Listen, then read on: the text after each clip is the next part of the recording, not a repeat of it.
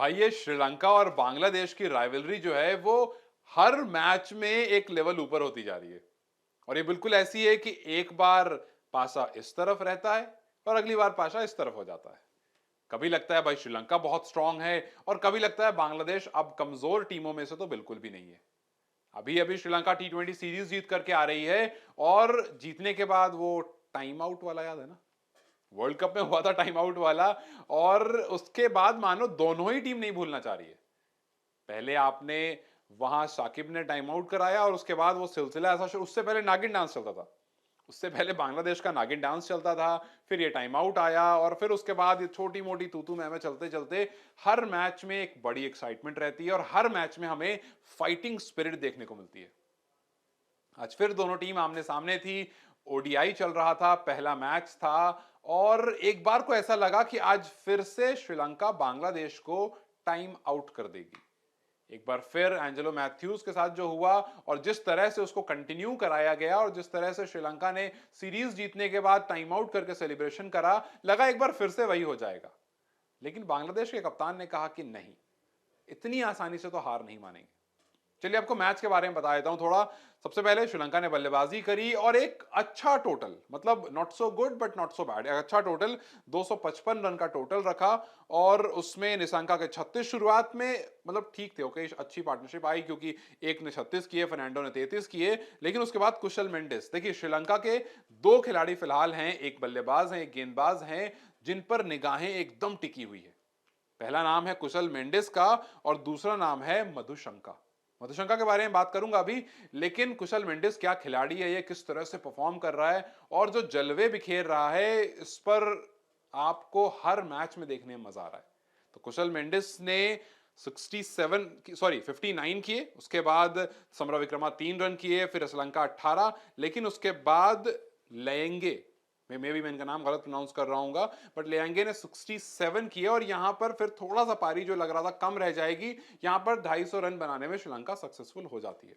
अब 250 जब आपके पास होगा तो आप सोचोगे चेस डाउन हो जाएगा, लेकिन चेस डाउन करने के लिए देखिए, जब राइवलरी होती है ना किसी टीम में, तो उस राइवलरी में प्रेशर होता है और जब प्रेशर होता है तो जाहिर सी बात है आप कहीं ना कहीं कम स्कोर भी आपके सामने बहुत बड़ा हो जाता है। इसलिए अक्सर हमने देखा है कि आईसीसी टूर्नामेंट के फाइनल्स में, सेमीफाइनल में कोई 300, 350, 400 का स्कोर नहीं बनता है, कम स्कोर बनता है, लेकिन उसमें ही वो बहुत डिफिकल्ट हो जाता है।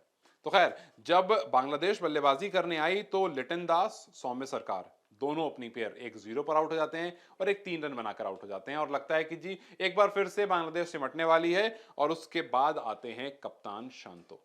शांतो ने पूरे माहौल को शांत कर दिया, श्रीलंका को शांत कर दिया और 122 रन की कप्तानी पारी खेली। और जहां पर एक मोमेंट पर 4 विकेट गिर चुका था, सिर्फ 92 रन स्कोर थे, वहां के बाद ऐसा लगा कि भाई साहब पता नहीं कौन सा फुल स्टॉप लगा दिया है।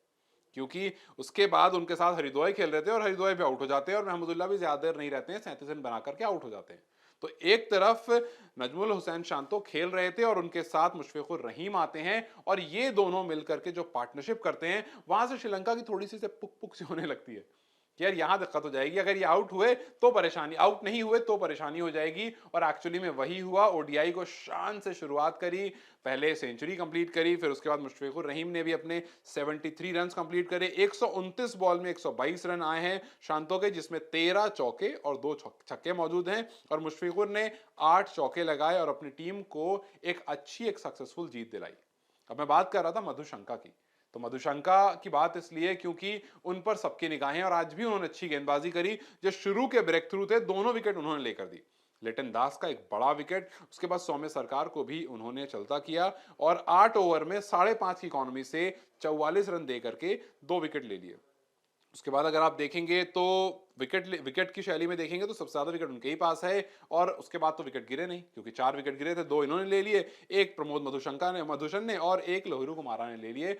तो कुल मिलाकर कुछ ऐसा रहा आज का मैच। और एक बार फिर से ये राइवलरी जो है वो, जैसा मैंने शुरू में कहा था कि कभी पाशा इधर की तरफ हो रहा है, कभी पाशा इधर की तरफ हो रहा है, कभी लग रहा है श्रीलंका मजबूत है, कभी लग रहा है बांग्लादेश मजबूत है। आज का मैच बांग्लादेश का रहा, आज मजबूत बांग्लादेश दिखी, आज मजबूत शांतो दिखे। आज बांग्लादेश के कप्तान ने अपने कंधों पर जिम्मेदारी ली और प्रूव करके दिखाया कि कप्तान होना कैसा होता है और कप्तान होकर के अगर आप शतकीय पारी खेलते हो और अपनी टीम को मुश्किल सिचुएशन से जीत पर पहुंचाते हो तो बहुत ज्यादा कॉन्फिडेंस बूस्टअप होता है। अब देखते हैं कि इस कॉन्फिडेंस को कितना कैरी फॉरवर्ड कर पाते हैं, आगे आने वाले मैचेस में कितना कमाल कर पाते हैं, खैर तो वक्त ही बताएगा। लेकिन फिलहाल एक तरफ नागिन है और दूसरी तरफ टाइम आउट है। देखते हैं ये राइवलरी कब तक चलती है और किसके फेवर में कितनी ज्यादा रहती है। अगर आप कौन सी टीम में दोनों में से किसके साथ हैं मुझे कमेंट सेक्शन में जरूर बताएं। इस वीडियो को लाइक और शेयर जरूर करें और जाते जाते चैनल को सब्सक्राइब करते जाएं।